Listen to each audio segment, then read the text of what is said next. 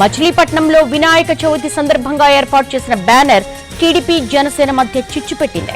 TDP ఏర్పాటు చేసిన banners లో జనసేన నేతల ఫోటో లేకపోవడంతో వాటిని ఆ పార్టీ నేతలు ఎర్రంశెట్టి నాని, సాయన శ్రీనివాసరావు చించేశారు. దీంతో టీడీపీ నేతలు వాళ్ళిద్దరిపై దాడికి పాల్పడ్డారు. తర్వాత కాళ్లు పట్టించి క్షమాపణ చెప్పించిన వీడియోలు సోషల్ మీడియాలో వైరల్ గా మారాయి. ఈ ఘటనపై పోలీసులకు రెండు పార్టీల నేతలు ఫిర్యాదులు చేశాయి.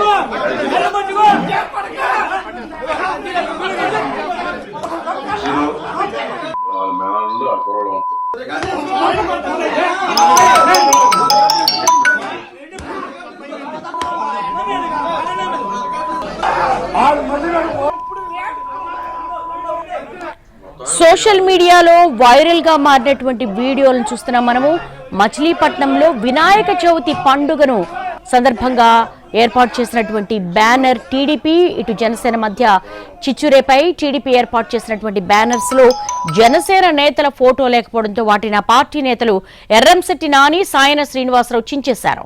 దీంతో టీడీపీ నేతలు వాళ్ళిద్దరిపై దాడికి పాల్పడ్డారు. తర్వాత కాళ్లు పట్టించి క్షమాపణ చెప్పించిన వీడియోలు సోషల్ మీడియాలో వైరల్ గా మారాయి.